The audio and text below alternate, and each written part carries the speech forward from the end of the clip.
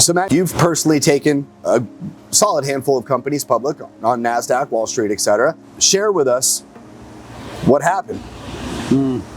Depends on the company where it's at. We've done some larger companies and we've done some companies on micro and the small cap side. And what we find is it all depends on where the markets are at the time, whether they have good run-ups or run-downs. But there's been something over the past since 2008 heavily.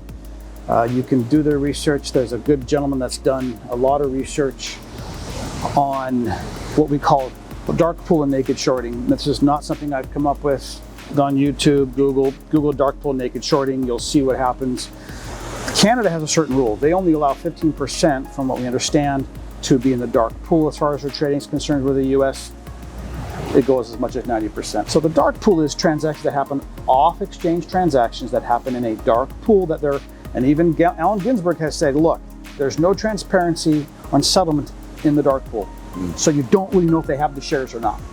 So that creates naked shorting. That's a whole GameStop issue. Yep. I've seen this on multiple stocks that we've been involved in, and I always said to myself, there's got to be a way to have truth in transaction, true transparency, where if you don't own it, you can't sell it.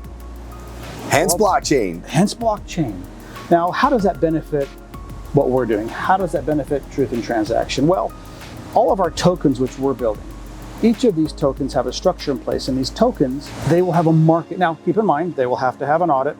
They will have disclosure statements, the independent board, and they will file in the jurisdiction, which allows us to keep them on the exchange as securities. So they will be legitimate public individual securities, which our exchange, T7, allows us to have digital assets that are securities on our exchange, as long as they are fully reporting in public. It allows us to avoid the naked shorting, which affects most of these assets in the US, overseas as well.